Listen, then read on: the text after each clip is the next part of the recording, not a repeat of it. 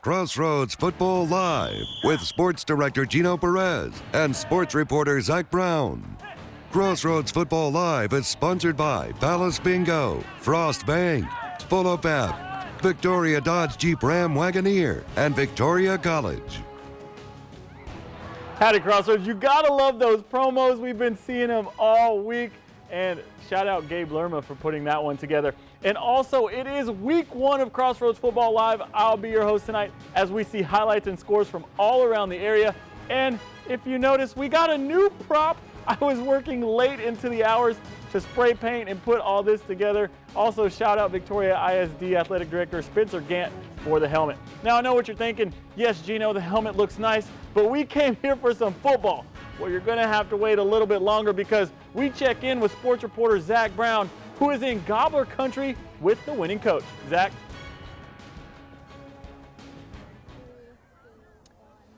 Yeah, Gino, week 1 over, our first game of the week over between the Cuero Gobblers and El Campo Ricebirds. The Cuero Gobblers victorious 41-7. And coach, just talk about how big it is to just get this first one under your belt. Yeah, it's huge in the fact that we're a pretty young team in certain areas, and so to see those guys get in here against a quality opponent and really compete and to come out on top, I think is it's tons of confidence for those guys in our team, and so it's awesome to be 1-0 after week 1. Now, you never want to say championship or bust. You don't want to put those expectations on your guys, but we all know what the expectation here is at Cuero. So, with that being said, how does this team compare this year versus last year's week 1? Are you guys further along? Are you better? Yeah, no, it's different. It's a different bunch. Last year we had a lot more seniors, I think, and we're a little bit younger this year, but we still have some seniors that have played a lot of downs, I think, in their career. And so it's just a different bunch. This is a tight-knit bunch. They like coming to play and practice, and so it's fun to get a chance to coach them. But, yeah, the expectations, are obviously to be your best every single day, and hope that leads to where, Cowboy Stadium. But we're just going to do our best to win a day and be the best we can be. Next week you get a very tough Navarro team. Mm-hmm. What do you see in them that's going to give you guys the biggest challenge, and just how do you get better going forward? Yeah, I haven't watched any film on them. I don't really watch until, after this week. But, just knowing Navarro, they've got some tradition. They run the slot T, and they run it really, really well, so they're going to be physical, and we're going to have to match that physicality. But it's it's a little bit of a rivalry to an extent, and so our kids enjoy playing it, and we got to go over there, which is a tough place to play. But we're going to get prepared and get after it. Now, you obviously lost a great running back last year. Your running game, it looked pretty good for the most part this year. How do you like that group so far? Yeah, we knew our offensive line had about 4 guys coming back. We lost 3 really good linemen last year, but we had 4 guys coming back that had significant downs deep in the playoff run. And then we've got 2 good running backs that can get after it, plus you add in Mason as a runner. We knew we were going to have to hang our hat a little bit on the run game, and El Campo threw some blitzes and some things at us, some pressures at us that over time we were able to start picking up, and that's where you started to kind of see us pop some bigger runs. All right, Coach, thank you so much for your time. Thank you, guys. All right. Gino, back to you.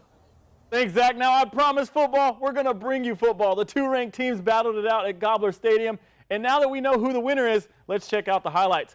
Former Gobbler coach Travis Reeve. Oh, this looks like it's from last year, but we'll get the highlights back on that one. And let's see if we can go ahead and go on to the next one, which is Refugio and Hitchcock. Refugio and Hitchcock, 2 teams that were ranked in the top 10 heading into this game. And, when in doubt, just get it to Ernest Campbell because he can turn on the jets and do things. He takes this one 54 yards, taunting his opponent as he goes in. Bobcats would miss the extra point. They still lead early on, 6-0. Second quarter, Hitchcock, Lloyd fakes everybody, and the camera too. 50-yard touchdown. The Bulldogs take the lead, 14-12. Second quarter now. Junior running back Jordan King gets the call, and he gets a touchdown in the first half for the Refugio Bobcats. They take the lead, 20-14 at that point. Refugio, they go ahead and go on to win, they're still in the fourth quarter. The score is 36-28. The Refugio the Refugio Bobcats leading the Hitchcock Bulldogs, and that one is probably going to come down to the wire. And we're going to go ahead and see if we can go ahead and, let's just talk about Cuero real quick. Cuero came in to this game as a top-ranked team, and they were, El Campo, they were missing their quarterback, and we're going to talk into that a little bit. They are going to, with Oliver Miles, he was hurt after their scrimmage, so El Campo really wasn't at full strength. I know that's no excuses, but Cuero looking sharp, and we'll hopefully try to get those highlights coming in after the break. But we're going to go ahead and go to the break right now, as we will see highlights from Victoria East, Hallettsville, Shiner, and the Tigers in Goliad and Tidehaven, Calhoun, and even the Victoria Gators homeschool team. So grab a drink and a snack, but don't go anywhere. We'll be right back.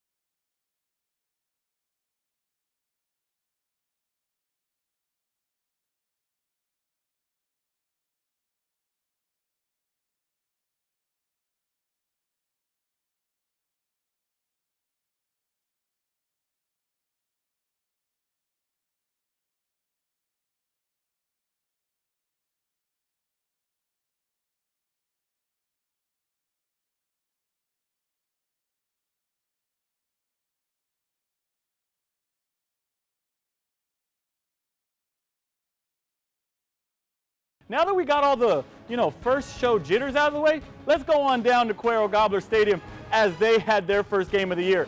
Now, El Campo came out firing as this one would go all the way down the sideline, but Cuero gets him down inside the 5, and it's not a touchdown. And on a 4th down, Cuero's defense comes up big with the stop. They say, no, sir, this is our town. You ain't scoring. Meanwhile, number 2, he goes in for the score, 7-0 Cuero as they go up. Now the defense holds again, giving Cuero great field possession, and that lead making it a 2-score game as Mason Notaro powers his way in for the score. And midway through the second, Notaro back, he drops back, looking, oh, makes the defender miss down the sideline, wide open. Can he go all the way? Superman in for the score. 3-touchdown lead for Cuero. And with the half winding down, El Campo says, all right, we're just going to go ahead and run it and not do anything crazy or spectacular. Cuero said, nah, not in our city. We're going to strip it and take it all the way back. Cuero goes on a massive run, and El Campo is reeling at this point, losing 28-0. Cuero goes on to win 41-7. Giving Coach Reeve, Travis Reeve, the former El Campo or Cuero state champion, really a homecoming upset as they win that one 41-7. Cuero will take on its rivals in the Navarro Panthers in week 2, while the Ricebirds are going to have another tough matchup against Corpus Christi Miller, which have had its game last night, and Corpus Christi Miller won 71-7 over Rockport Fulton. Now, down at Memorial Stadium, the Taft Raiders came to town to try to spoil Charlie Reeves, brother to Travis Reeves, first home game as a Victoria East Titan, and Taft came running out onto the field ready to play. And like I said, Charlie Reeves getting his team pumped up because you got to start the momentum somehow. Well, Taft Raiders, they get the ball, and a toss over the defense goes in for the score. Jason Allman wide open as he jogs in, 7-0 for Taft. Now East looking to answer back. This time Landon Pardilla under center, but they swatch out of it, and Nija Rahel gets the snap, and he hits the hole running, parted it like the Red Sea, and he only stopped because there was a fence there. They would miss the PAT, but their Taft is still leading 7-6 on the ensuing kickoff. East gets some fortunate luck with the bounce, and he drops it, but East recovers. They're making something happen, giving them prime field position Reeve showing off his genius with a bootleg pass back to the running back. Jakari Barnes hauls it in for the second score of the day for East, and both teams had touchdowns called back due to penalties, but East comes in clutch with a field goal on a 4th and 8, and this one would put East up 16-7. This game was filled with so many turnovers, I lost track. I think there was 5 alone in the first half. There might have been more. I left early, but Coach Reeve gets the first win of his career as an East Titan, 29-21, and East will get ready for another tough matchup as they take on New Braunfels Canyon next week. This one will be in New Braunfels. Now, last year, Shiner fell to Hallettsville, but coming to tonight's game as favorites yet again. Let's see what Hallettsville had to say about that. Now, of course, Hallettsville, before the game, you got to do the Pledge of, or not the Pledge of Allegiance, the national anthem. But Jorian Wilson, he hands it off to number 20, Jashawn Price, who makes a smooth cut to the outside and down the sideline. He said, you know what, let me cut all the way back across, and zips and zags all the way for a 50-yard touchdown to put Hallettsville up 7-0 in Shiner country. But not long after that, the quarterback, built like mini Vince Young, he said, I'll do it with my legs this time, as he rushes up the middle for a 17-yard gain to put his team in prime position. And same drive, Jorian Wilson, this time he said, you know what, my legs are a little tired, let me use my arm. He passes it out to Price, and he follows his blockers in for the score, 14-0, Hallettsville with the commanding lead. And this was the Price is Right show. This time, he's using his left arm as he throws it to Texas A&M commit Lane Gerke in the end zone, 21-0, Hallettsville up on the number 9 ranked Comanches. Hallettsville would go on to dominate the game 41-8. That might be the biggest loss for Shiner in the past 3 or 4 years. Hallettsville will play Flatonia in week 2. Shiner going 0-1 for 2 years in a row and will take on San Antonio Military Institute on the 1st. Now it's the battle of the two big cats who battled it out tonight in Goliad, traveling down to Tidehaven. Things started off slow until Tidehaven's Claxton Connor puts it inside the 5-yard line, which would be capped off with a Jachin Duran touchdown in the back of the end zone. Not long after that, Goliad throws an interception, and Joseph Dodds plows his way inside the red zone and then again in for the score. Dodds is going to be a monster to mess with this year, and eventually Tidehaven would go on and get the win and the shutout. 30-0, Goliad don't feel bad. Tidehaven made it to the state semifinals last year and are number ranked 4 in the state. Goliad will play Poteet next week, and Tidehaven will travel to Odom. Now the Calhoun Sand Crabs hoping to get revenge against the Stafford Spartans at home tonight. Stafford gets the opening kickoff and comes out swinging. They decide to go deep on the first play of the game and connect with a 70-yard touchdown, but Calhoun would come back and score a touchdown of their own. And after starting 0-7 last season, Calhoun, they go on and unfortunately start on the bad foot, losing 19-14 to Spartan. But next up, we're going to go to the Victoria Gators and see if we can knock out a couple of their highlights. They had a game last night and they took on the Bears, and this was the first ever game that they had. This one was a crazy scoring game with over 110 points being scored. Brooks Academy scores 72. The Gators score 38 points.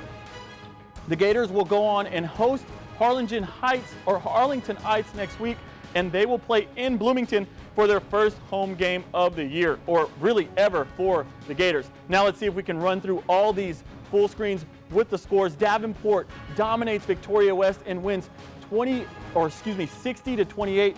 Victoria West will take on Leander Glenn next week. St. Joseph, they go on and win over Aransas Pass Panthers, winning 42-23, and they're going to play Luling next week. Crosstown matchup between Yoakum and Industrial. Industrial goes on to lose to the Yoakum Bulldogs 36-14. The Palacios Sharks, they're up next, and they go on and I'm assuming lose to, Edna, my bad, 41-27 over East Bernard. The number 3 ranked team in the state goes on to win.